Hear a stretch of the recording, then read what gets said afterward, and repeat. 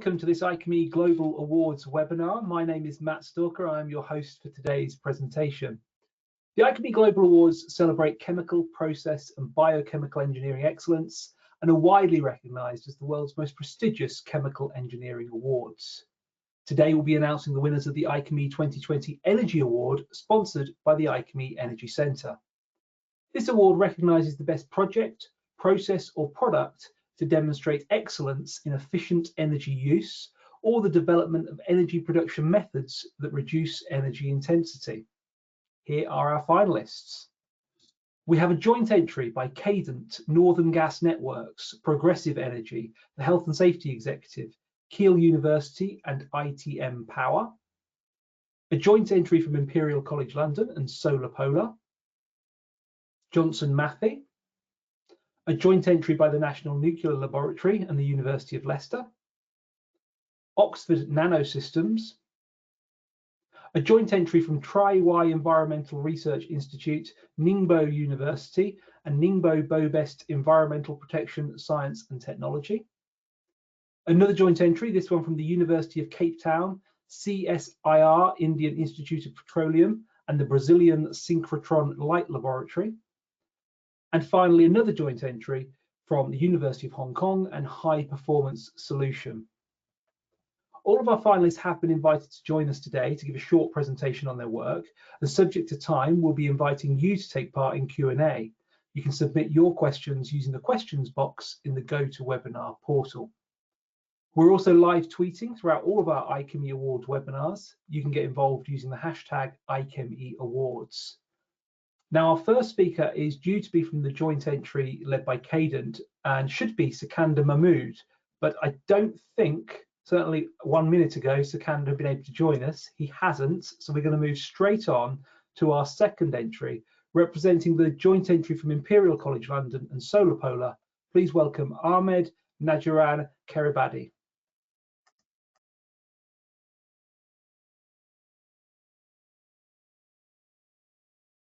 Hello everybody, how are you? Can you see my screen in your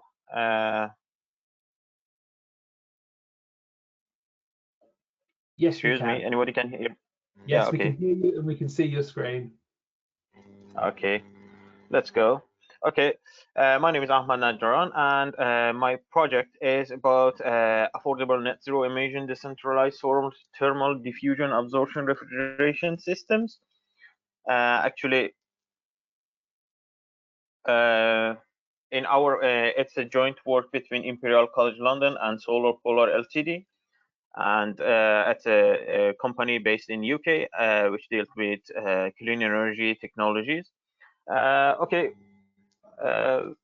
our main focus is to work on clean cooling energy, and as we all know that 6.7% of the energy consumption belongs to cooling sector, and you know, we cannot produce electricity to cover all the energy, so we need to think about other source of energy, other type of energy to run our cooling systems.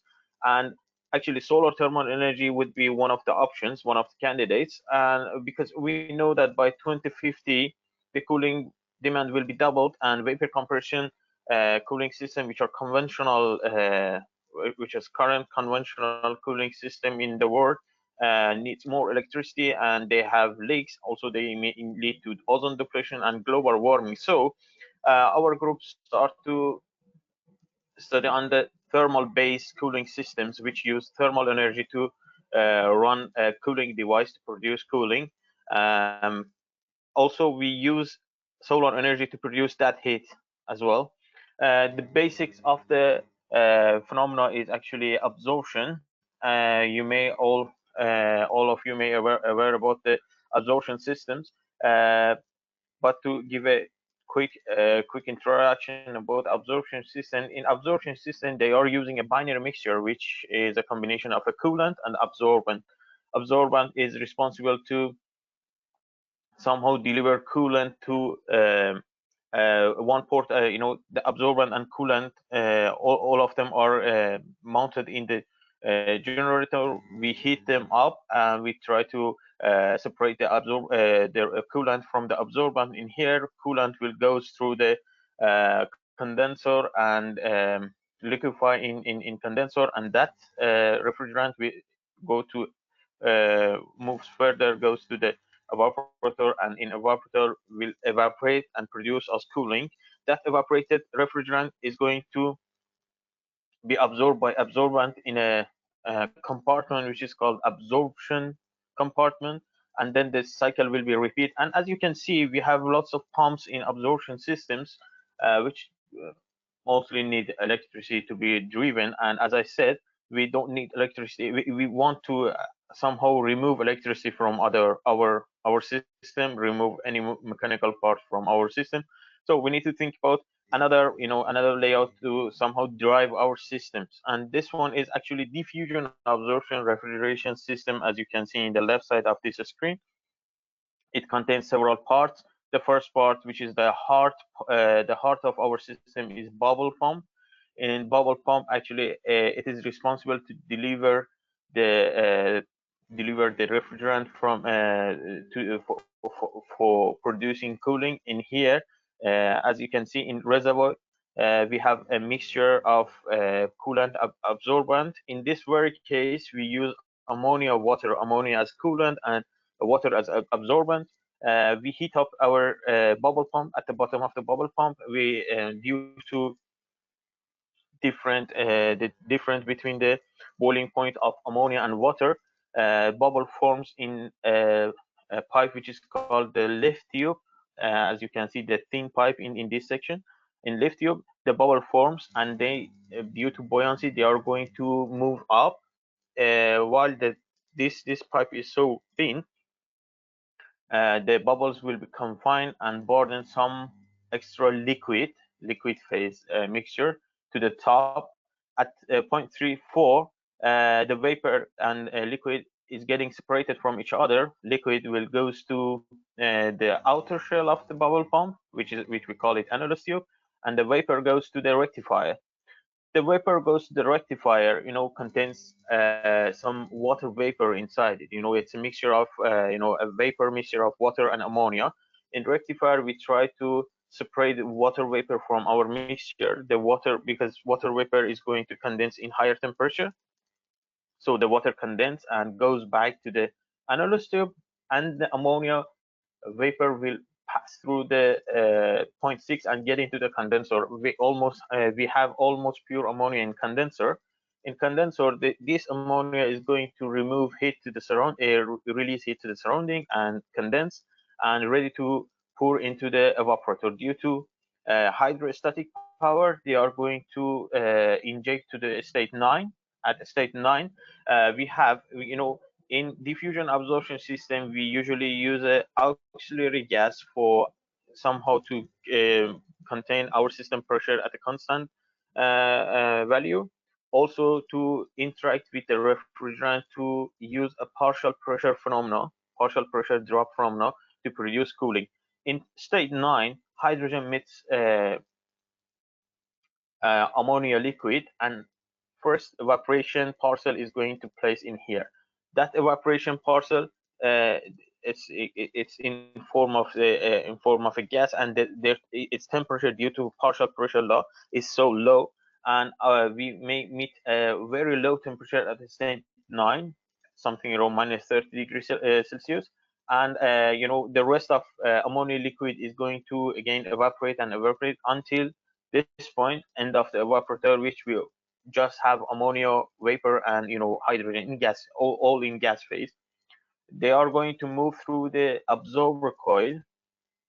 Also, the water with the liquid, which is mostly water at state 3.5, is going to do again, based on the hydrostatic power, is going to inject into the absorber coil, and they are going to meet each other. 8A and 8B. 8B is mostly hydrogen ammonia in gas phase, and 8A is liquid water.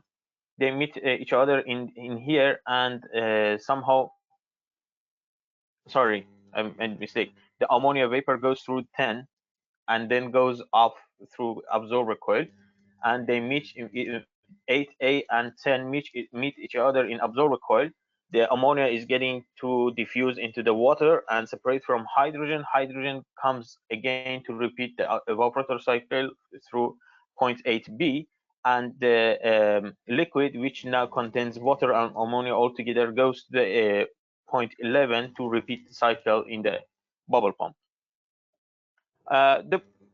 The main drawback of such a system is low COP, because they are they are thermal systems, so their COP are somehow low, and also we just can use them in small scale. If we want to use them in a very big scale, it's better to use absorption system. But the point of our research is to use such a system for a usual fridge in a house, a usual ice maker in a house. So this system can produce temperatures at from 5 degrees centigrade, 5 degrees Celsius, which is sufficient for cooling space, I mean the normal fridge, or 0 for somehow chilling water, I mean for air cooling, or minus something around minus 15 16 for for ice making applications. So if you compare this technology with other main technology, only absorption technologies can meet a lower temperature. By the way, as I said, absorption technology mostly used in heavy duty systems when we need kilowatts of cooling. But diffusion absorption refrigeration systems are useful for small scale, domestic scale applications, such as normal fridge, which we just need something about 50 to 150 watts of cooling. And as you can see, their COP in absorption technologies, their COP is so low in compared with other known absorption technologies. By the way, as I said, they just rely on the thermal energy, so we don't need any electricity, we don't need any moving parts, so we don't need any cost and maintenance will reduce in diffusion absorption refrigeration systems.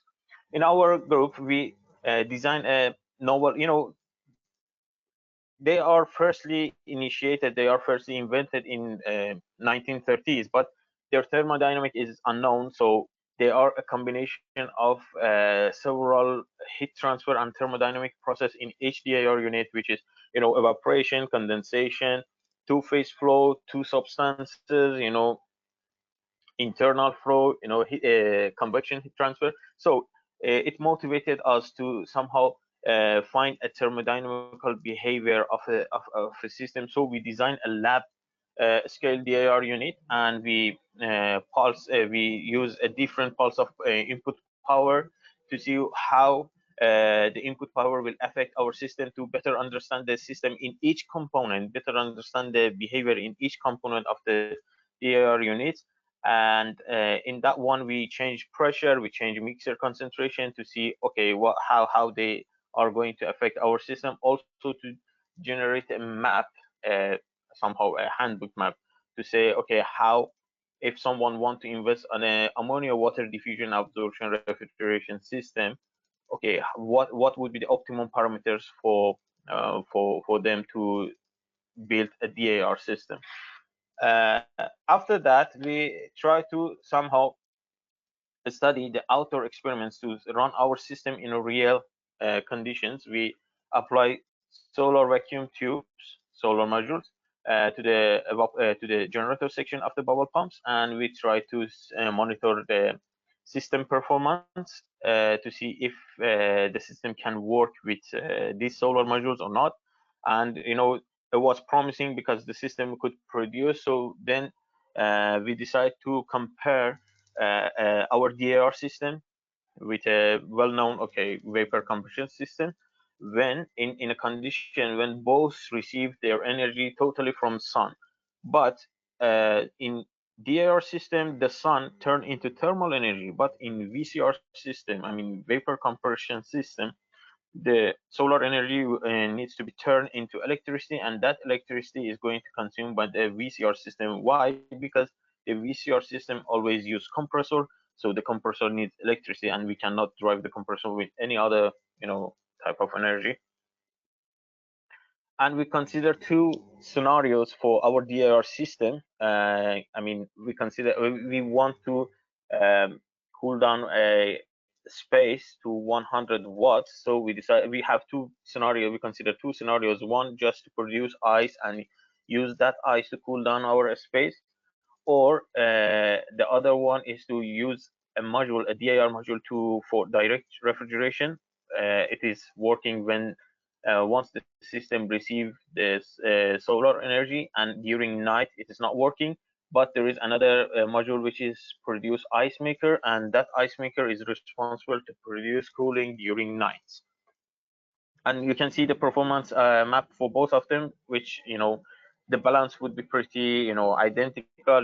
The sum of this dotted yellow line is, and the cyan line in here is equal to the cyan line in the right side figure. That means the both systems produce same amount of cooling. And also to have a fair comparison between a VCR system and a DIR system, we consider 4 different scenarios for VCR systems. The first one is a VCR system which use a battery which goes to 100% of depth of discharge. The other one is the battery is going to discharge to 30% of the depth of discharge. Then in the third scenario, we consider a refrigerator and ice maker. No battery is used. They just receive electricity directly from inverter, and they are going to produce ice, and that ice is going to be used during night time, where we don't have any solar energy, and a refrigerator is going to work once we receive, once we have light during a day. And in the fourth scenario, we just consider an ice maker, which just working during daylights, store ice, and that ice is going to use all around the day. And you can see their performance map, in the right side. Each scenarios are corresponding with a number to the system, and what's the philosophy behind it, to see if our system is feasible, economically feasible or not. And at the end, we realize that okay, the DAR system somehow are their levelized cost of cooling for 20 years of application. 20 years, if we assume that our system works for 20 years, the levelized cost of cooling for DAR system are lower than VCR system. So in terms of money, the DAR system are feasible, but there is a drawback in DAR units. They need more space. So their surface density factor, which is a watt cooling produced per meter square, is so low for DAR system. So we need to make the DAR system more compact in future. And in the left side, okay, we may need to know what's the investment cost we do initially or at the end of the life of the system. And as you can see, VCR system, in one case, VCR system shows better performance, but if you look at the lifetime investment, their price will rise so much, because we are going to it's the VCR scenario one, which we use a battery in 100% depth of discharge. So in this case, we need to replace our battery each year. So our cost over the life cycle will increase drastically. After all, we decided to use a more advanced solar modules and link it with our system, which is a cooperation between solar. Right now, it's cooperation. It's going on, and it's cooperation between Solar Polar Ltd and Imperial College London, which we granted a fund from Engineering Without Borders to build such a system and see if the system is can produce. Our target is to produce 2.5 kilogram ice per day, and we are also going to mount this system in Egypt to see if the system can work in arid areas or not, because the philosophy behind the system is to use them in very decentralized and remote areas for least educated people, because the system doesn't need any control units. We don't need any any special knowledge to work with such a system. Also, we don't need any maintenance costs because there is no moving part. It's a sealed system. It's charged. Once it's charged, we don't need to look at it.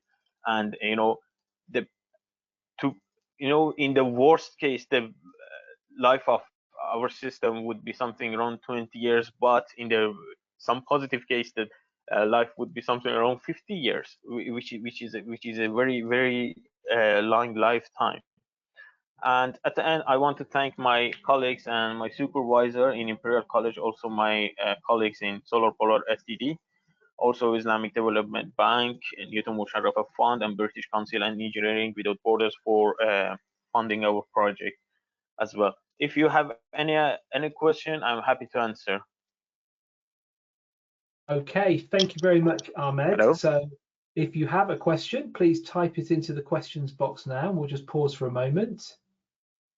While we wait for that, let me remind you that this is one of a series of IChemE Global Award webinars taking place throughout November. If you'd like to find out about what's still to come, and there is plenty more still to come, please visit icheme.org/global awards. Okay, we haven't got any questions, Ahmed, so thank you very much. We're going to move on. And next up, representing Johnson Matthey, it's Mark McKenna.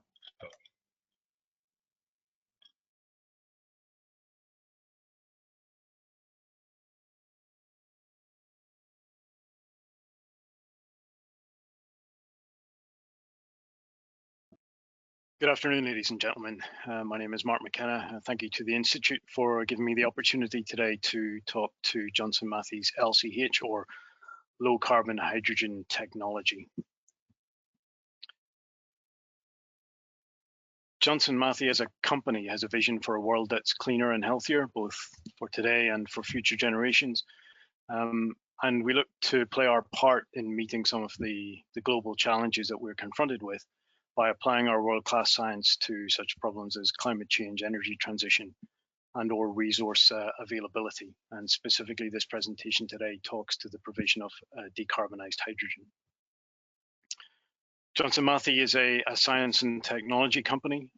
We have a broad spectrum of capabilities that range from characterization and advanced modeling through to the manufacturing of catalysts, and on into the development of licensed process technology, of which our LCH, or low carbon hydrogen technology, is one such offer.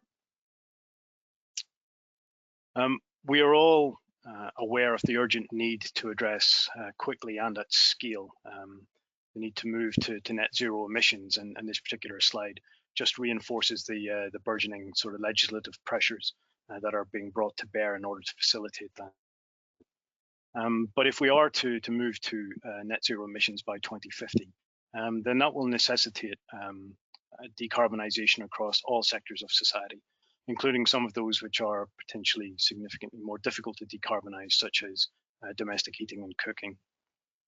But associated with that will come the sort of concomitant reduction in CO2 and other greenhouse gas emissions that need to be facilitated in order to meet those targets. And hydrogen fundamentally provides a vehicle for doing that. If we see the numerics associated with forecasted demand, then potentially there's an order of magnitude increase in the amount of hydrogen that will be required by 2050. Some 21,000 terawatt hours of hydrogen will need to be produced. And so hydrogen, in essence, will move from being effectively a key ingredient or building block within the chemical industry to being an energy vector in terms of a fuel and an energy carrier. So what does that mean? Well, in terms of the hydrogen concept, you can see diagrammatically on the right-hand side the various demand sinks into which hydrogen could be consumed, and towards the left-hand side of the diagram, a number of different options associated with hydrogen production, whether it's from hydrocarbon sources or from electrolysis and renewables. And if we look at the evolution of hydrogen production in terms of where we are today and migrating through to a 100% renewables future, then JM's LCH technology plays a part in the blue hydrogen space, where effectively we continue to utilize the world's resources, but in a very considered manner, And by combining our advanced gas reforming together with exploitation of decarbonized electricity, we can facilitate a reduction of over 95% in the CO2 and or other greenhouse gas emissions from the production of that hydrogen. Hydrogen production today is dominated by a process called steam reforming, which is the reaction between methane and steam to produce a synthesis gas, which is predominantly hydrogen, CO, and CO2. And as stated in the previous slides, that production is predicated primarily within the chemical industry. Looking on the right-hand side with regards to the graph, the competitiveness of the technology, whether it's currently grey hydrogen or through the utilization of advanced gas reforming and decarbonized electricity, the exploitation of advanced gas reforming, then the unit cost of the hydrogen produced from such processes is competitive in comparison with renewables, which is where ultimately humanity wants to get to in terms of the integration and utilization of those techniques. But that technology requires some maturation and it's got certain economies of scale challenges associated with it. And so there is a window of opportunity for blue hydrogen and or processes such as JM's LCH process to effectively facilitate that transition from where we find ourselves today to that renewables future. The fundamental difficulty with the baseline or counterfactual technology against which LCH is compared is that the methane reforming reaction is highly endothermic and requires the input of heat. That is primarily provided through the combustion of a fuel in air. This in turn generates a flue gas and the carbon that needs to be captured in the guise of CO2. That has to be extracted from a very large volume of gas, which also has a concomitant low partial pressure of CO2. This in turn then requires significant capex to put the equipment on the ground to be able to treat and recover the quantity of CO2 that needs to be recovered in order to facilitate either 90% or a 95% reduction in the carbon intensity of the process. Whereas Johnson Matthey's LCH process utilizes its advanced gas reforming technology, which, as you can see on the left-hand side, comprises fundamentally two reaction vessels: a gas heated reformer, which takes a feed gas of natural gas and steam, and conducts about 30% of the total reforming reaction burden within it. The product gas from that gas heated reformer is passed in series into an autothermal reformer, where the reaction is completed through the application of oxygen to generate some exothermic heat, and then subsequent further endothermic steam reforming reactions. But fundamentally, the thermodynamic benefit of this configuration lies in the treatment of the product gas from the autothermal reformer, where rather than dissipating the quality of the energy in that stream into the raising of steam or other heat integration options, that high-grade heat is recycled back into the gas heated reformer itself. And so the exergy or the quality of the energy within the flow sheet is sustained at a higher value. And it is that intrinsic thermodynamic benefit that underpins the associated flow sheet benefits, of which I will talk about presently. So combining that reforming technology with well-proven carbon capture and storage technology permits us to look at generating decarbonized hydrogen with upwards of 95% CO2 capture. So what does that flow sheet look like in its entirety? You can see on the left-hand side that the gas is prepared in terms of purification and saturation. That's then fed into the heart of the process, in which sits the gas heated reformer and or autothermal reformer. And the product gas from that reforming block is then further reacted in the isothermal shift reactors, where we maximize the amount of hydrogen and CO2 that is produced. The CO2 is then removed in bulk fashion, utilizing well-proven existing technologies, and the hydrogen is further purified before generating a final product hydrogen that can be utilized either in the gas network or in the feed to gas turbines. All of the motive power for the process is provided by decarbonized electricity, such that in the round, the inherent efficiency of the process, together with the utilization of that decarbonized electricity, permit us to generate or offer a process that has a 97% carbon capture associated with it. So the fundamental process advantages of JM's LCH technology come from a number of different facets, one of which is the CO2 is fundamentally captured from the process at pressure. So approximately 6 to 7 bars partial pressure of CO2 versus perhaps 0.1 to 0.2 bar in the SMR counterfactual.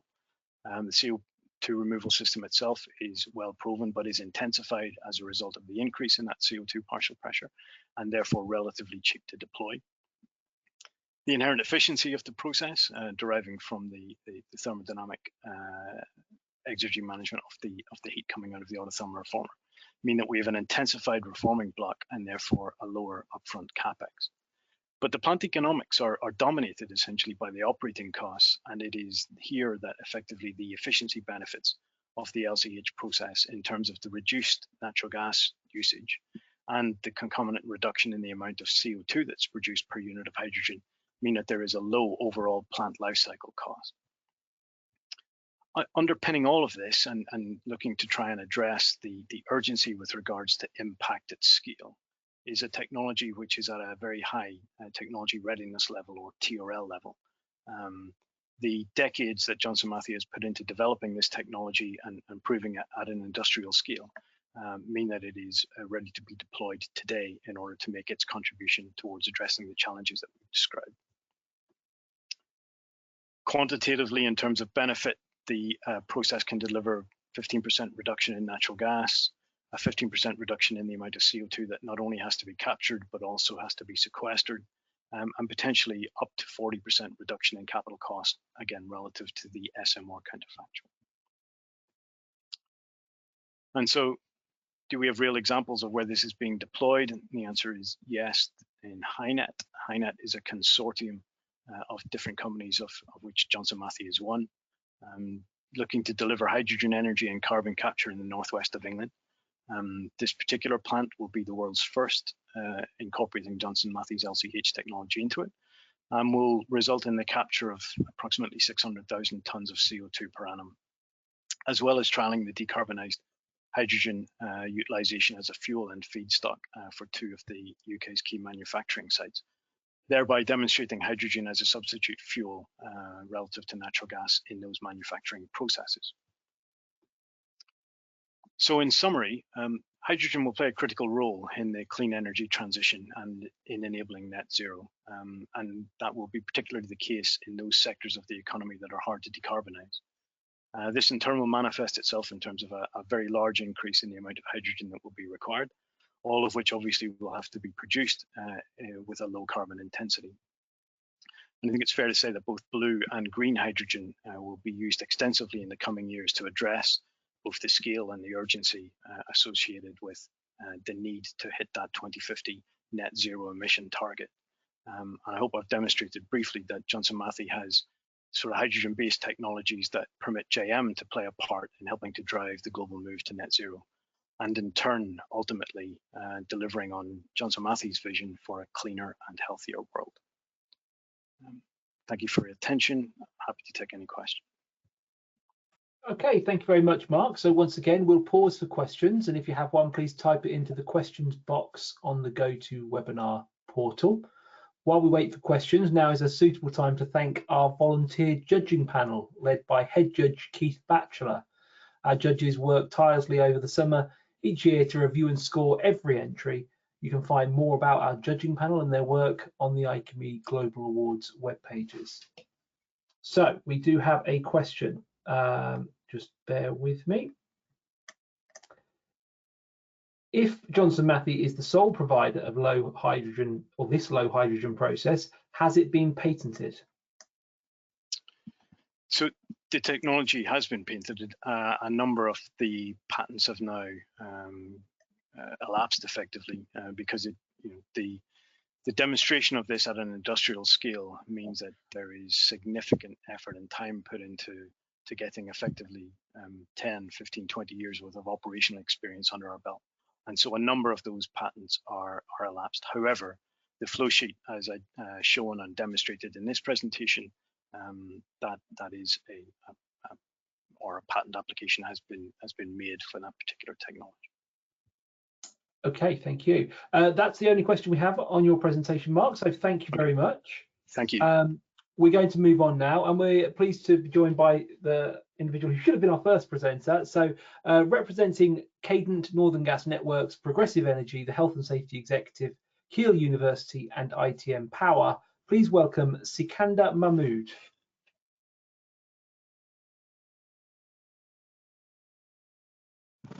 Good afternoon all. I'm hoping you can see my presentation. Apologies for joining late. I was just having some technical difficulties, but I think we're up and running now. So yeah. It's all there. We just need you to switch your display settings if possible. We can see the presenter view. If on the top left, you can switch to the other presentation view.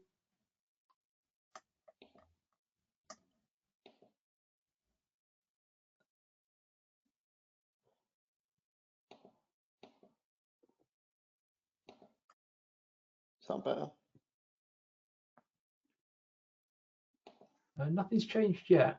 Sometimes it takes a moment. There's just the display settings tab at the top of the top left of your screen. If you just change it up there, it's usually the best place to do it. Has that worked?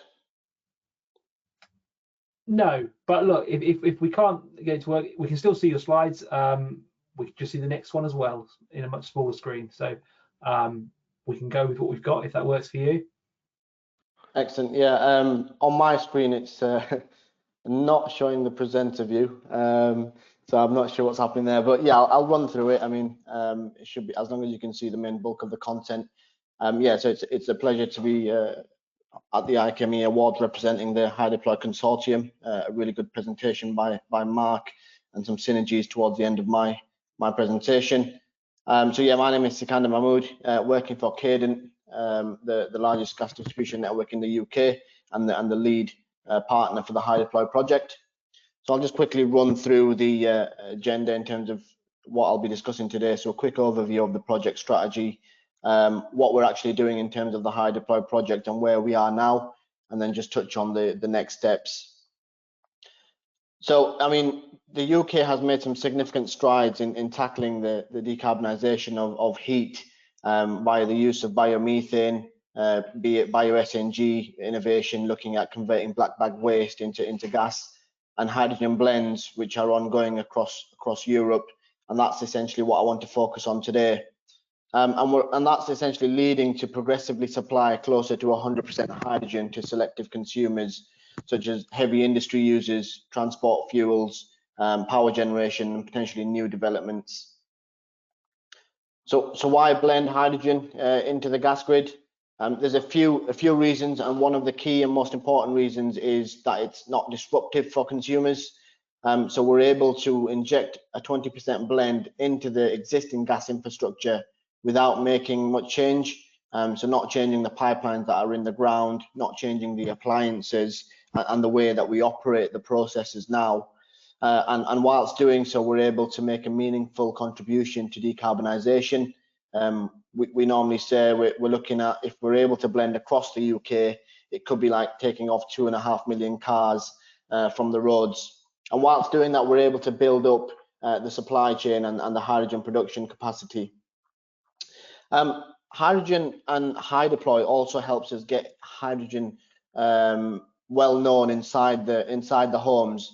Keele is one of the first trials in the UK to have hydrogen running inside domestic properties, and so we're really able to gather that evidence from the consumers that we have on the ground, and it helps us unlock the use of hydrogen more widely, so bridging that evidence gap towards 100% hydrogen. So quickly to touch over the project objective and the timeline.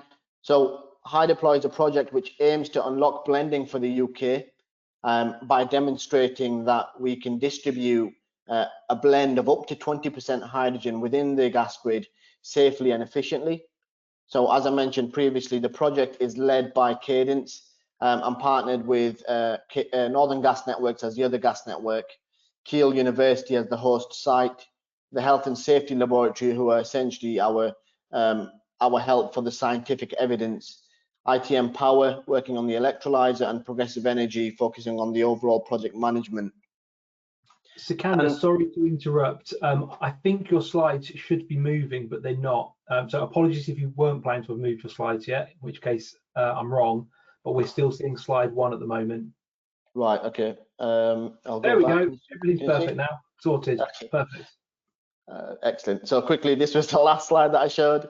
And yeah, so the timeline essentially, in 2017, we started building the safety case for the HyDeploy project at Keele University, which essentially entails working on the materials, so the pipes that we have in the ground, the PE pipes, the steel, the iron pipes, building that evidence of how they will operate on blended gas, putting together evidence on appliances, so evaluating the current suite of appliances that we have in terms of boilers, gasifiers, cookers, etc. And then also looking at the consumer engagement aspect, which is vital to a project like this. And that all essentially leads into the safety case. That then we then work towards installation and the trial, the live trial itself. So due to COVID, we have actually extended the trial. So we're at Keele until 2021. Once we've finished with the first demonstration project at Keele University, we then move to our subsequent public trials, the first being in the northeast of England and the second in the northwest of England. So like I said, the UK has an excellent safety regime. We're governed by the gas safety management regulations, which actually at the moment stipulate that we can only have 0.1% mole hydrogen within the gas networks. So the evidence that I discussed, the materials evidence, the appliance evidence, the consumer engagement, we've also looked at gas characteristics. So how does blended gas accumulate in somebody's home in comparison to natural gas? Or what are the consequences of ignition in terms of blended gas in comparison to natural gas? And that's all factored in so that we can build that safety case and provide the evidence to the health and safety executive to allow them to give us an exemption to those GSMR regulations which I stated. And based on that evidence, we were the first project in the UK to achieve an exemption to the GSMR limits for hydrogen in November 2018. So just bringing up some pictures here. Like I said, we built the safety case and then went on to the installation phase. So some pictures which show the factory acceptance testings that we've done before we brought the kit to site. And we also did some extra testing on site at Keele University. In these pictures, you can see the hydrogen blending unit. You can see on the bottom left the piping infrastructure within the blending unit, which blends the hydrogen and the natural gas. And there's some other pictures which include the electrolyzer. And I'll show you what this actually means. In the middle picture on the bottom row, you can also see some of our monitoring equipment. So we have a gas chromatograph which measures the downstream gas composition, and we also have 6 strategically located sampling points where we can conduct rhinology tests to ensure that we're meeting the odorant levels. To give an overview of the compound itself and simplify what I've been discussing, so we've got a natural gas inlet. So the natural gas comes in at medium pressure. It's then fed into the hydrogen grid entry unit. On the picture here, you can see labeled electrolyzer. So we're producing the hydrogen on site via electrolysis. The hydrogen is then stored in the buffer tank and fed into the hydrogen grid entry unit, where it's blended using 4 static mixes with the natural gas. Once we have the blended mixture, that then goes into the volume loop to ensure that it's of the correct specification and the correct blend percentage. Once that's been confirmed, we then release that using the blended gas outlet, again medium pressure. That goes into the downstream network and is reduced in pressure into the low pressure system at Keele University. And that's essentially the process involved. So where are we now in terms of the project itself? So as I said, we built the safety case, achieved the exemption, installed on site, and started the live trial at Keele University. There has been some challenges. It's obviously a first of a kind project, and namely COVID-19 did add some delays. And due to that, we have decided to extend the Keele University trial until March 2021, really to allow us to gather some more evidence in these winter months. So yeah, we're currently blending on site, and we're gathering some good evidence In terms of downstream, the appliances, the network itself, operationally as well with our operatives, we've not experienced any major changes to how we currently operate, and no issues from the appliances and the materials. In parallel to the work that we're doing on the trial, we've also set up a rig of boilers. So we've got, you can see in the bottom right here, 8 boilers installed in the Keele University boiler house. 4 of those are running on natural gas and 4 boilers are running on blended gas. At the end of the trial, our aspiration is to dismantle the boilers and send them back to the manufacturers to analyze and see the impact from the blended gas. And we may ask them, you know, before telling you which one's which, can you tell us which one you think was blended gas, which one was natural gas? That's Keele University. Whilst we carry on with the work there, we're also building on our first public demonstration in the northeast of England. That will be done in Northern Gas Network's site, in their Low Thornley site. So we're looking to inject a mixture of blended gas to around 670 properties in Winlayton, in Gateshead. And that will really build on the work that we're doing in HyDeploy at Keele, and also allow us to bridge the evidence gap and enable us to reach closer to that milestone of UK-wide rollout of blended gas. In terms of the work that we're doing at NGN, so we're currently building the safety case and the installation on site, and we're hoping to be within the live trial at the start of next year. So I'll end by showing this slide. I know Mark mentioned it in his presentation, the project of HyNet, but this is how HyDeploy really features. So you have a central production center for hydrogen using ATR. The CO2 is captured, and the 100% hydrogen you can see on the black pipelines is delivered to selective consumers, heavy industry users.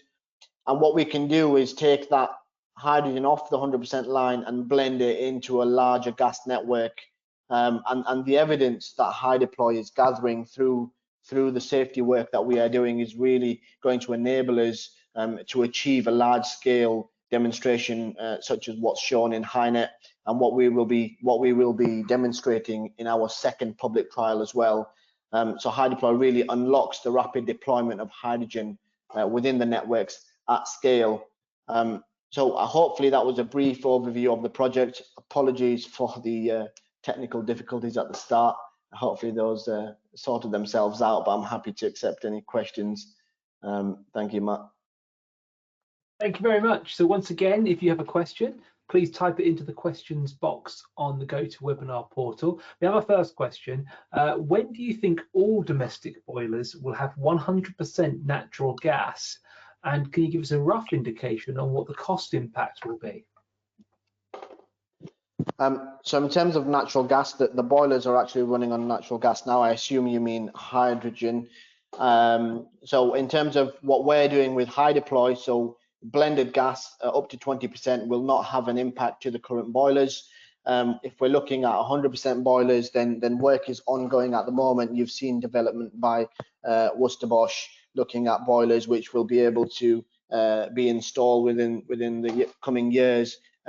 It can work on natural gas, and then when the time comes to switch to hydrogen, they will be ready. In terms of the costs, I don't have the actual figures, but the key point here is thinking of the lowest cost to decarbonisation. We appreciate that there's going to be options. There's going to be options to electrify. There's going to be options to use hydrogen as a low carbon solution. It's about achieving that lowest cost solution, and which is the best fit for the area and the types of homes that you're in. So there's not going to be a one solution fits all. Yeah, so that's my take on that. Okay, thank you. Next question is, what is the source of electricity for the electrolyzer?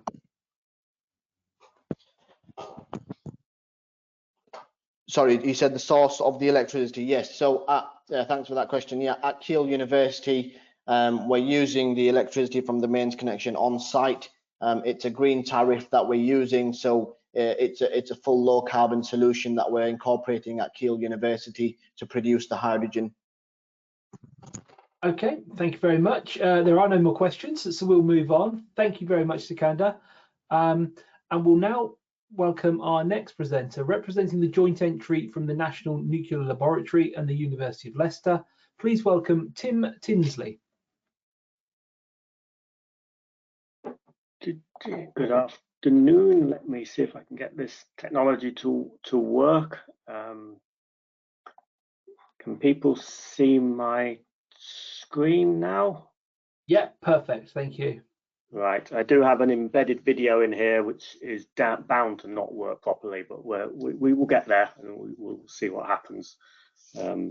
Okay. Thank you very much for inviting me to speak to you this afternoon.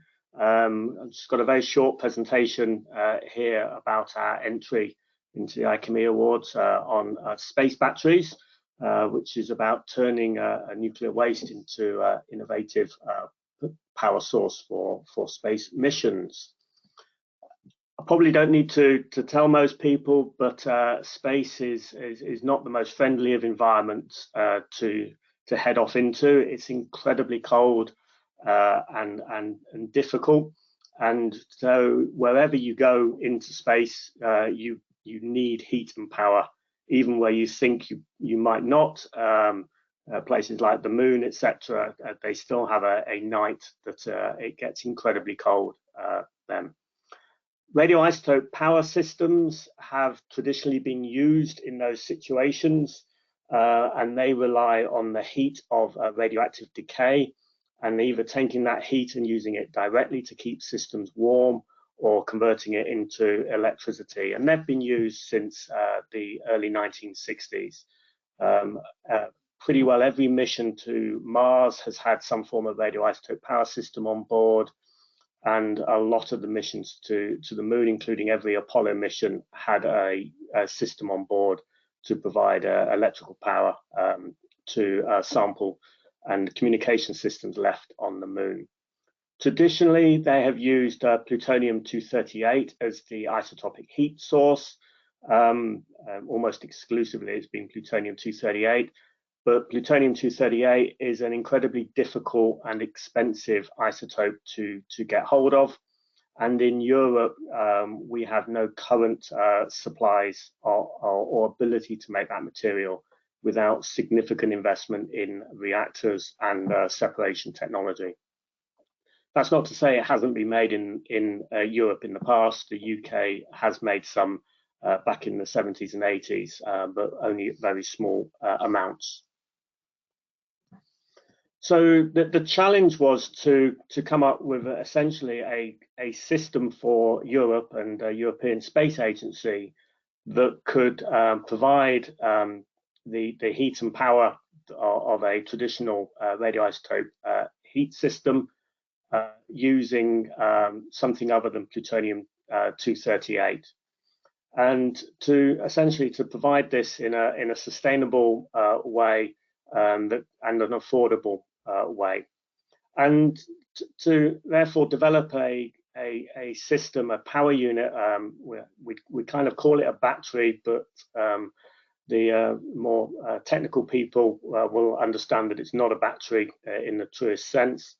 To be able to provide that system, and you need a fuel source, so you need the radioisotope material, you need the technology to convert that heat into electricity in an efficient way, and you need to bring that system, those two elements together, into a system that can both work in the hostile environment of space, but absolutely fundamental, that can be launched in a safe manner.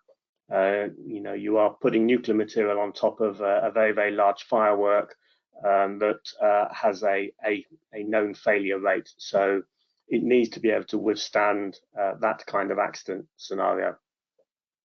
So we've been working on this since 2009, and we've developed a process where we can provide the radioisotopic fuel by extracting an element, an isotope called americium-241, which is a waste product that grows into separated plutonium. In the UK, we have a large stock of separated plutonium from many years of nuclear fuel reprocessing operations, and over time, due to a beta decay, it grows in americium-241.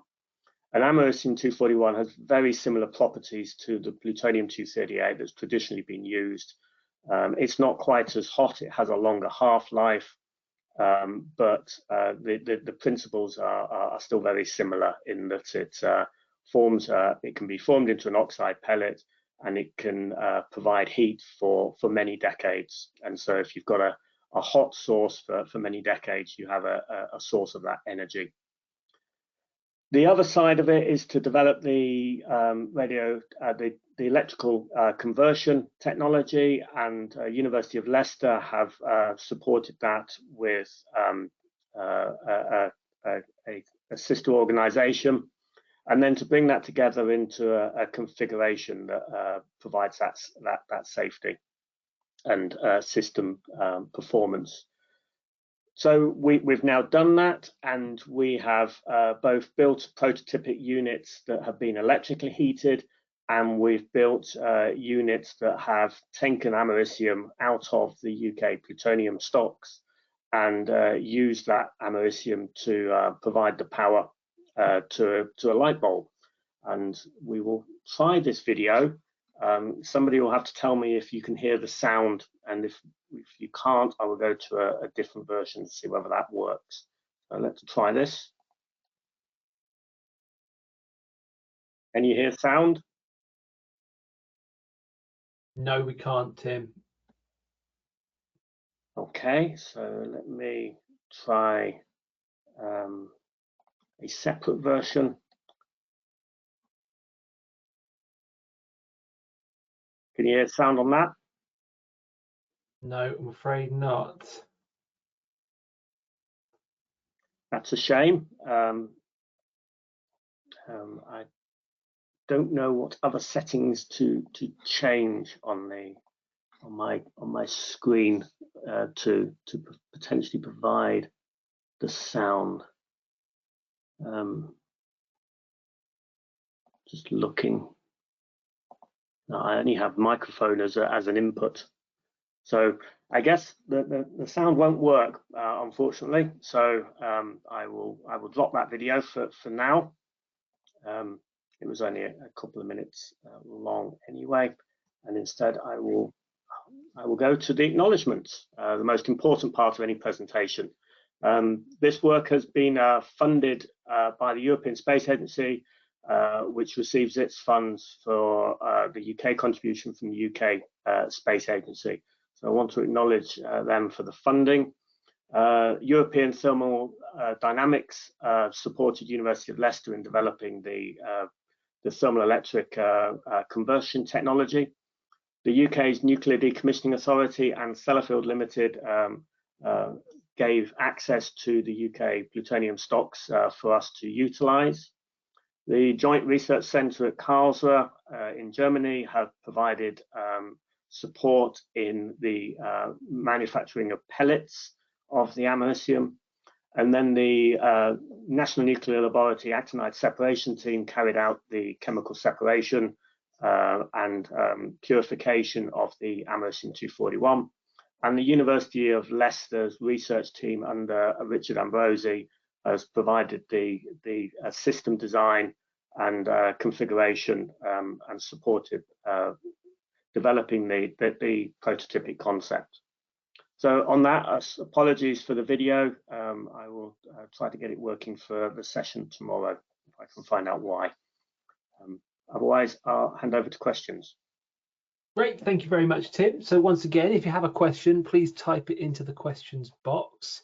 While we wait for questions, if you've been suitably inspired by what you've seen so far today and you want to think about submitting your own entry to the IChemE Global Awards next year, keep an eye on our website for entry information. We typically open for entries at the start of March every year, but do keep an eye on icheme.org/global awards. That's icheme.org/global awards. Right, we don't appear to have any questions, Tim, so thank you very much. We will move on. Next up, from Oxford Nanosystems, I'd like to welcome Andrew Anderson.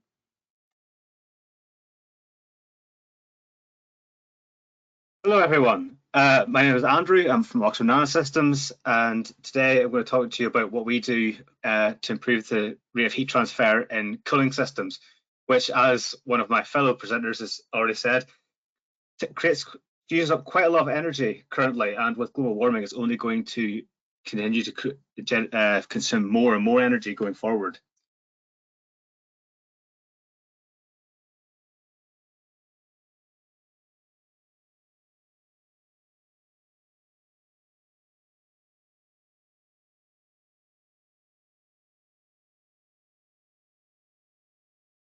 Andrew, you appear to have muted yourself just there. Oh, sorry. We're again now. Yeah, no, sorry. I hit I think I hit spacebar to change slides, and I made it by accident. Yeah, so 6 years ago, the company was one person, but thanks to our investors, we're now up to 15 people. We've just built a facility in Abingdon, just south of Oxford, to start large-scale production of our, or rather, a large-scale pilot of our technology. And what we do is we create a coating which improves the efficiency of evaporator units, things that are typically used in AC refrigeration, heat pumps, and energy generation from waste heat sources.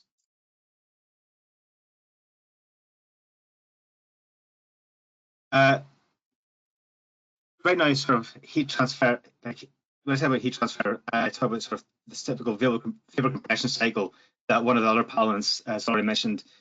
And these systems use about 17% of all the world's energy. And as he mentioned, the refrigerant gases that they use are typically several times worse than carbon dioxide for the greenhouse effect. That's being changed quite rapidly as lots of systems are moving away from very potent greenhouse gases and switching into more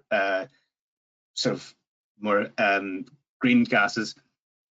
But those systems aren't quite as efficient, and a lot of work needs to be done to make them actually a viable alternative to the current HFC systems. So what we do is we created a coating technology, which you can see on the screens, which is a dendritic copper structure which we can deposit onto any surface, which creates a network of nucleation sites all over the surface, which allow bubbles to form more easily. And by allowing bubbles to form and fill the cavity and be ejected more rapidly, it allows a greater rate of turnover of refrigerant on the surface. If you look at the graph, you can see sort of a standard uncoated surface gets very hot while not dissipating very much energy, whereas once you apply nanoflux to it, it can dissipate several times more energy while remaining at a much lower temperature. To give an idea, this system, which used the refrigerant R245FA, the boiling didn't start happening until the surface was at 17 degrees, whereas boiling started on our surface at 2 degrees. And the reason why our line just keeps going straight up and stops is because actually the system that we were testing on couldn't go any hotter. We literally went off the scale. A very interesting thing about our technology is that it can be applied post-manufacture. So lots of heat exchangers are manufactured in a way like they're nailed together in a large industrial oven. And when we first presented this technology to lots of our customers, it would be a lot easier if we said it'd be nice if we could test and coat some of your plates, some of your tubes before manufacture. And we were told that was simply not an option. So we developed the process to be applied after the manufacturing process, meaning we can literally take their units out of their factory, apply our coating, and pass it on to their customers. So this is a standard vapor compression cycle. And what we do is we apply this coating into the evaporator, which increases the rate of heat transfer and subsequently dramatically improves the overall coefficient of performance of the system. We've built multiple systems to replicate this for different environments. What you're seeing now are those cold rooms. These are typically things you see in restaurants and food production facilities where they need to keep food cold, basically very large fridges.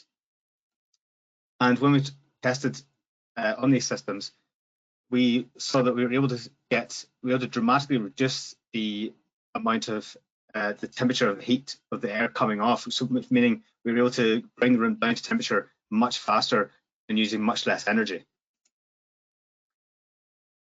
So having the two sort of side by side, we can say that what we did is we were able to increase the efficiency of the system by decreasing the refrigerant temperature, increasing the refrigerant temperature, which allowed the compressor to reduce the amount of work it had to do. This actually resulted in an overall,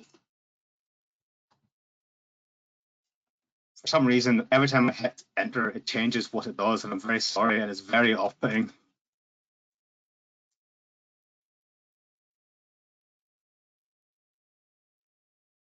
There we go.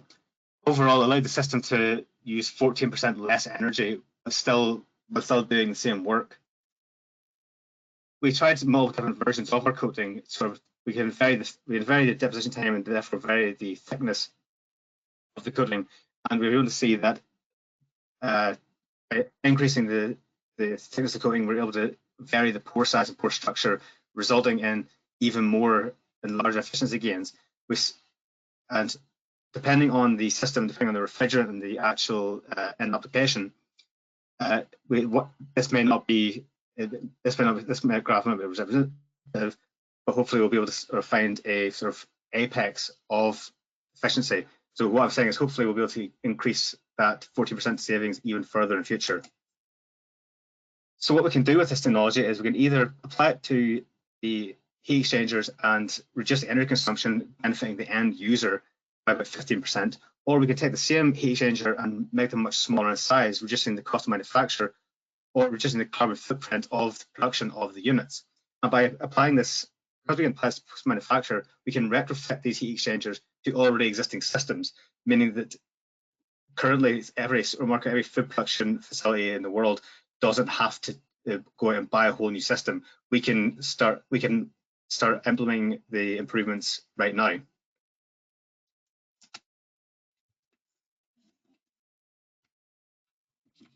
I have no idea why I keep doing this. Thanks for listening. Do you have any questions? Okay, thank you, Andrew. Once again, if you have a question for our finalists, please type it into the questions box on GoToWebinar. Our first question is, how does your system compare to the district cooling and heating systems where chillers are used and an environmentally friendly refrigerant is used in them? Do you mean the nano system can be used inside these chillers? Yes, it can. It can be used anywhere where there's a phase change process. So environmentally friendly refrigerants such as propane or CO2, we've tested with both of them, and we've seen that we can provide improvements to them. The vapor compression cycle is something that's used in too many processes to name, and it's anywhere that a liquid boils on a surface, we can be applied there, and we can improve that. Okay, thank you very much, Andrew. That's all we have in terms of questions, so we will move on. Thank you very much. And next up, please welcome, representing the joint entry from the University of Cape Town, CSIR Indian Institute of Petroleum, and the Brazilian Synchrotron Light Laboratory, it's Eric van Steen.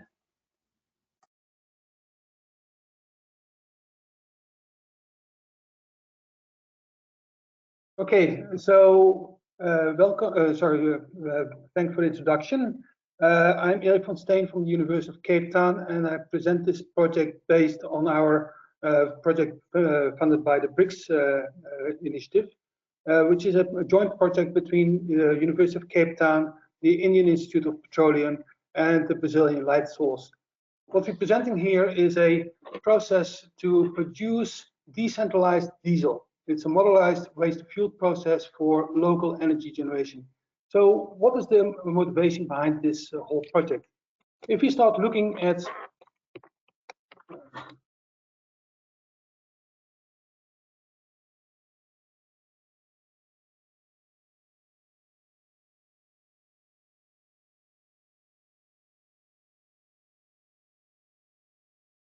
Sorry to interrupt again, Eric. I think you've also managed to mute yourself as you change slides there. I see. Okay, thank you.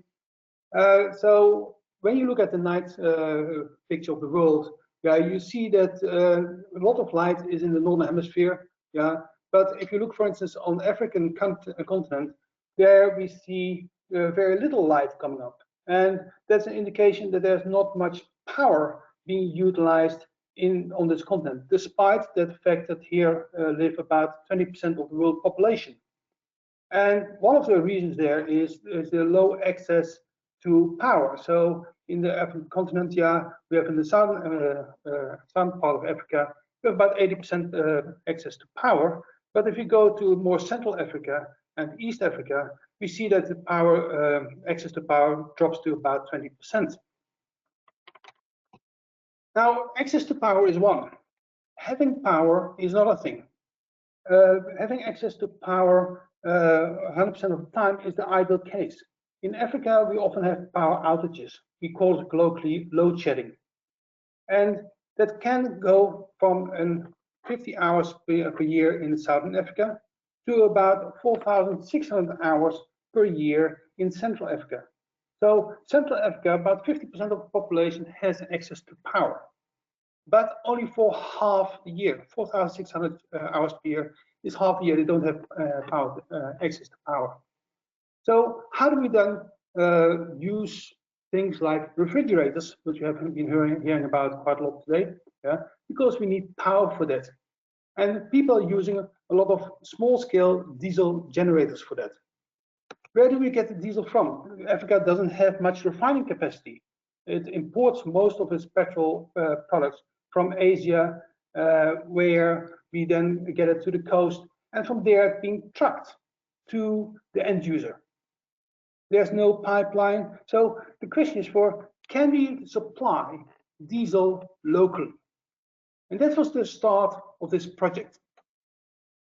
So what we have locally is, of course, biomass. And from biomass, we can make liquid hydrocarbons using, for instance, the Fischer-Tropsch process. It's a well-known process when we use coal and natural gas. What we're proposing here is use biomass or bio-waste to generate the synthesis gas, which can then be converted to hydrocarbons, from which we can then extract the diesel. So there are a number of these waste-to-fuel processes, notoriously also in Europe, but most of those processes have been closed down. The reason there is they're quite costly. Let's go through such a classical process. So we have the waste, and waste is being mixed with steam and oxygen in a gasifier to generate a synthesis gas with a hydrogen-CO ratio of about 1.5. The gas being cleaned up, we go through the water gas shift reactor to raise the hydrogen content in the gas, go to the Fischer-Tropsch synthesis, and after the Fischer-Tropsch, we get a product recovery. The light products are being recycled back, the unconverted reagent is being recycled back, and the syn crude is being upgraded using hydrocracking to form, in essence, the fuel. Now, because we use waste as our reactants, we can't have a large-scale operation because waste has to be transported to our site. So we talk here about relatively small-scale plants. These plants are very expensive.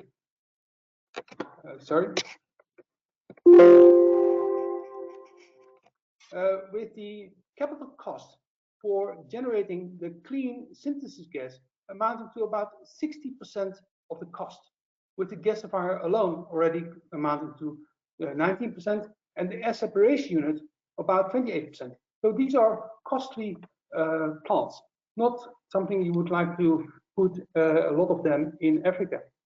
So what can we do to make this process, one, cheaper, two, simpler?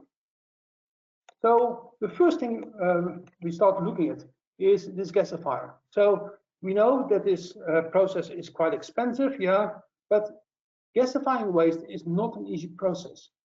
It's inflexible with respect to the feedstock. The gas cleanup is quite significant. So there are a lot of problems in operation of these kind of units when you do that on a decentralized way. So can't we do something else here? And what we came up with is to say we can use the waste and go through an anaerobic digester. we extract from the anaerobic digester the methane and CO2, which we now feed to a reformer, much easier to operate than a gasifier, where we mix it with steam and air to form our synthesis gas, which is now a synthesis gas which is richer in hydrogen. That's a hydrogen ratio of about 2.2. The gas cleanup is now simpler, and we can omit the water gas shift reactor. We chose for air here as our as the gas to add to our reformer, yeah, in order to reduce the cost, in order to avoid the costly air separation. As a consequence, we get here nitrogen in our feed stream, and that's now a problem.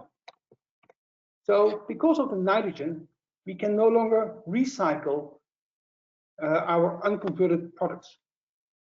And we have to remove this recycle, yeah, and then the complex product workup after the Fischer Tropsch. But it does mean that the Fischer Tropsch must operate at high conversion. Now, in the classical coal to liquid and gas to liquid processes, the conversion per pass is between 30 and 60%. And there's a very specific reason for that. Because if you go from using the industrial catalyst to high conversions, we get a shift in selectivity. You get more methane and CO2 gases, which you don't want, and less liquid. Furthermore, there are issues with catalyst stability and the reduced rate of reaction. We looked at different catalysts in order to overcome this problem. So here we have the liquid yield as a function of the CO conversion. And here in red, we have the normal industrial catalyst. And you can see for the optimum operation point is at about a conversion of 60–70%, where your liquid yield becomes around 55%.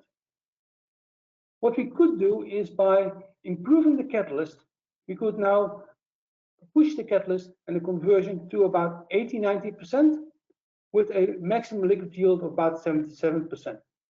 So with a modified catalyst, it allows us to push the conversion in this Fischer Tropsch reactor to high conversion. So we have now this process with a Fischer Tropsch reactor operating at high conversion, where we get this syncrude, which still goes to a product upgrade.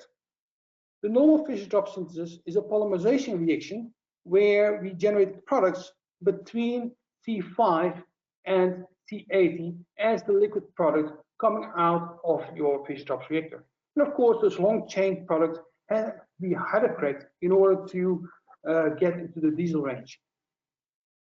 Operating the Fischer Tropsch reactor at a high conversion, 80 or 90%, shifts the product distribution more to become similar to diesel.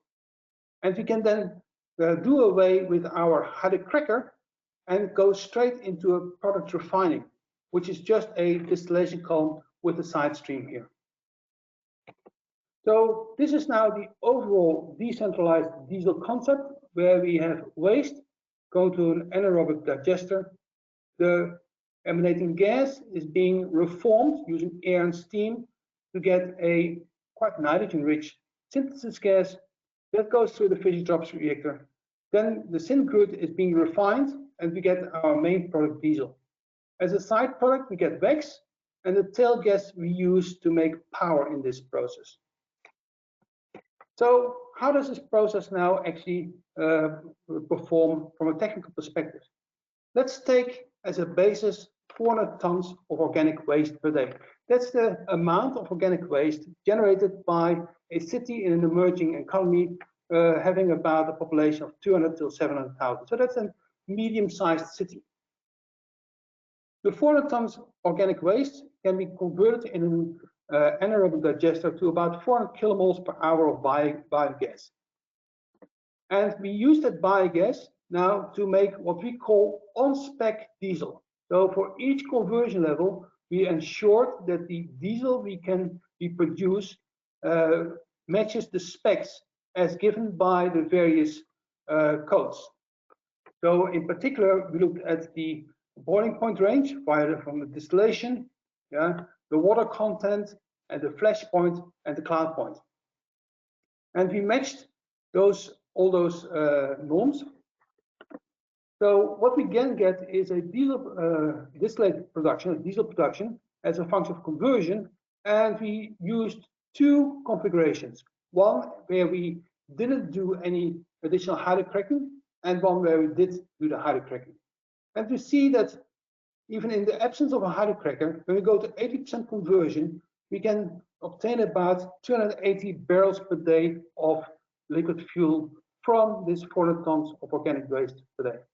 In addition, we get then about 2 megawatts of power. So what's the significance here? There's a lot of waste being generated worldwide. There's not much being done with this waste. And this waste is actually a pool of carbon which can be converted to diesel, which can be used on a local level. We can generate some additional diesel for the communities on the local level. It will then have a reduced requirement for the landfill sites, and there will be a network of regional jobs being developed in order to make this whole process work. I would like to thank all my collaborators from University of Cape Town, from India, from Brazil, and a particular thanks to Professor Arno de Klerk from the University of Alberta, who helped us in the whole aspect of the refining section. Thank you. If there are any questions, I'm happy to answer it. Okay, thank you very much, Eric. So once again, we pause for questions. If you have one, please type it into the questions box on GoToWebinar. Whilst we wait, don't forget the winner of this award will automatically qualify as a finalist for our top prize, the Outstanding Achievement in Chemical and Process Engineering Award. Why not join us for that webinar too later this month?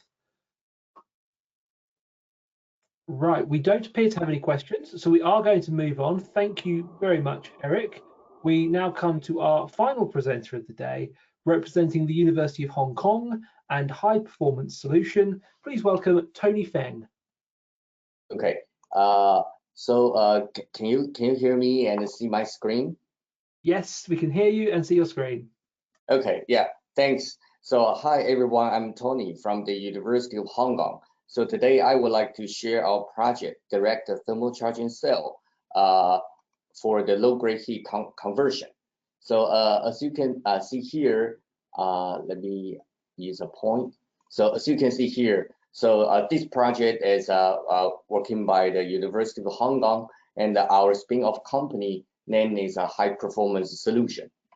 So basically, we invent an electrochemical device, so we call direct thermal charging cell, DTCC, and we use graphene oxide and platinum nanoparticle as cathode, and the polyethylene conductive polymer as anode, with an aqueous iron-based redox electrolyte.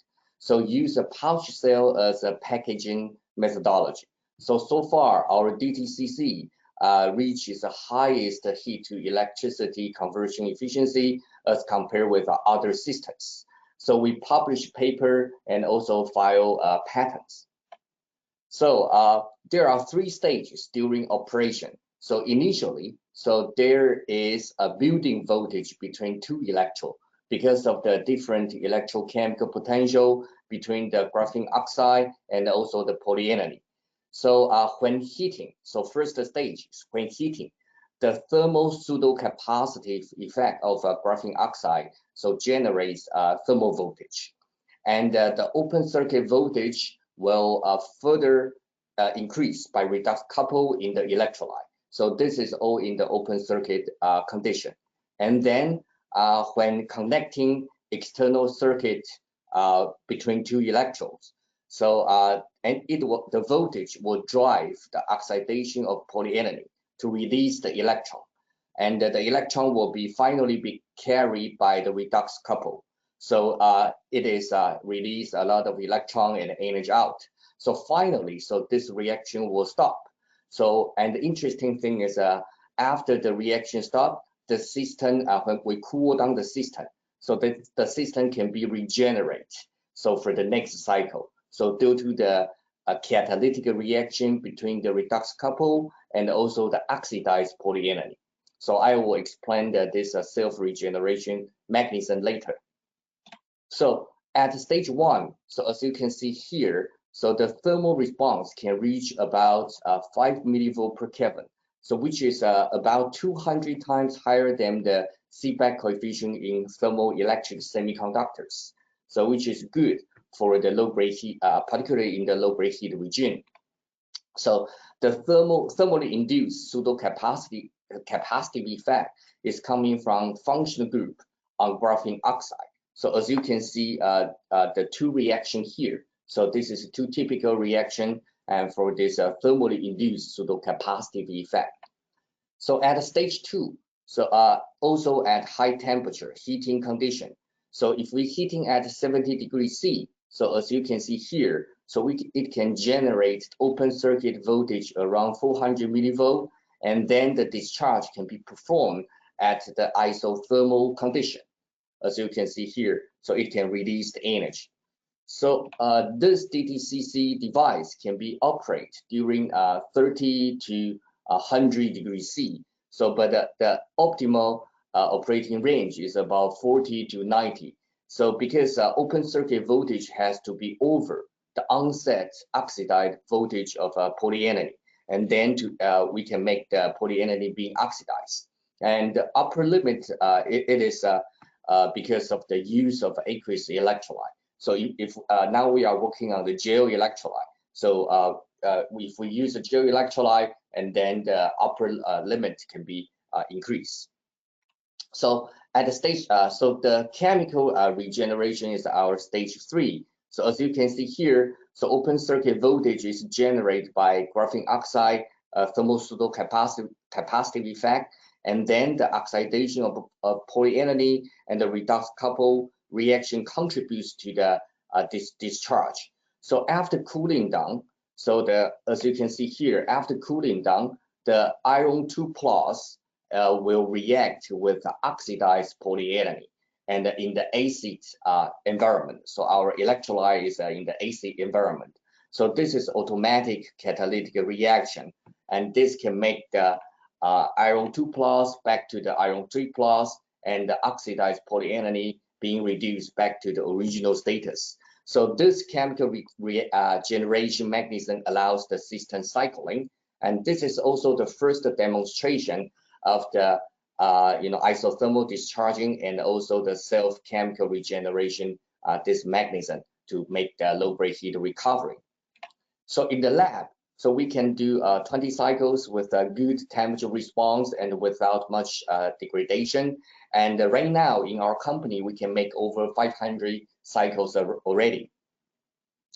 So as you can see here, DTCC reaches a highest performance so far as compared with other thermoelectric or thermoelectrochemical systems. So if compared with a commercial product of the thermoelectric semiconductors, so DTCC is cheaper, as you can see here, and high efficiency in the low-grade heat region. So because it is a different, optimal operating temperature region. So and also we use a thermal cycle rather than the temperature gradient, which is good because it is challenging to maintain the temperature difference across device to electrodes. So particularly at a low temperature. So in this case, we can make a cost-effective and also the high efficiency, device for the low-grade heat recovery. So support by Hong Kong government for the continued 3 years, we established a startup high performance solution, and now it's being selected to enter Hong Kong Science Park. And also we also finished the first fundraising, and now we have industrial partners, as you can see here, and business partners, and also we have customers already. And we attend many entrepreneurship competition and won awards, and hopefully to attract more investors and customers. So currently we engage 3 industrial partners. First is a Hong Kong-based HVAC company. So our idea is to recover the waste heat from the air conditioner. So as you can see here, so the temperature of the HVAC compressor So it's about 55 degrees C. So, and we can use a DTCC, recover the waste heat and generate the electricity. So this is the prototype in our lab. So, and the second company is in Taiwan. So, and the company is producing the electrochromic window. So our idea is to integrate our DTCC module into the window frame, so which can recover the solar heat and generate electricity to power and change the color of a smart window. So as you can see here, this is our lab demo. So, with hot water, so it can change the color of electrochromic window provided by this company. So this is a small size. And now actually we make a prototype. So the real window, so we integrate our DTCC into the window frame. And as you can see here in summer, so we can generate a good amount of electricity. So this electricity can be used to power the smart window. And then we can make the off-grid smart window system. So, and our product right now is under testing. So the third company is in Shenzhen. So the EcoFlow and HHMC. So we are thinking to harvest human body heat to power sensors. So this is our electronic design. So this is in our lab demo. As you can see here, DTCC can generate energy from human skin. So human skin is about 32 degrees C. So human is about 37, but skin is about 32 degrees C. So we modify our electro material by using the Prussian blue and not polyethylene, and then we can have a better thermal response. So as you can see here, it is enough to power some low power consumption sensors. So this is our prototype of a flexible DTCC made by our company. So now our business center is located in Hong Kong Science Park, and our manufacturing site is in Taiwan. And we've finished 10,000 clean room, as you can see here, and also the Pyron line with a 200-liter mixing tank for graphene oxide and the polyethylene slurry fabrication. And also we produce DTCC modules right now. So in 2020, this year, Q1, we received the first revenue of around 2 million Hong Kong dollars. And in December, we are going to set up the product in EMSD, so which is a Hong Kong government sector for field testing for 1 year. And we also signed some NDAs with a different company and for product development. Okay, so this is my group, and thanks for their hard working in this project. And also thanks for your attention for my talk, and I'm glad to take questions. Okay, thank you very much, Tony. So for the final time today, we'll just take a quick pause, and if you have a question, please type it in now.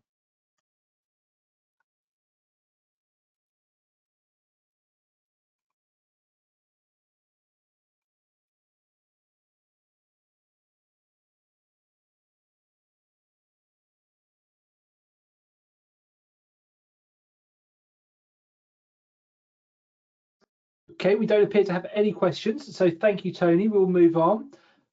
We have now reached, thank you very much. We have now reached the stage that hopefully you've all been waiting for. It's time to announce the winner of the award. So before we do that, let me thank all of our presenters today for giving us a diverse range of presentations across quite a wide range of topics too. So let's start with our highly commended entries, and they are the entry from the University of Hong Kong and High Performance Solution, and the joint entry by Cadent Northern Gas Networks, Progressive Energy, the Health and Safety Executive, Keele University, and IChemE Power. So well done to everyone associated with those entries. But now for the winner.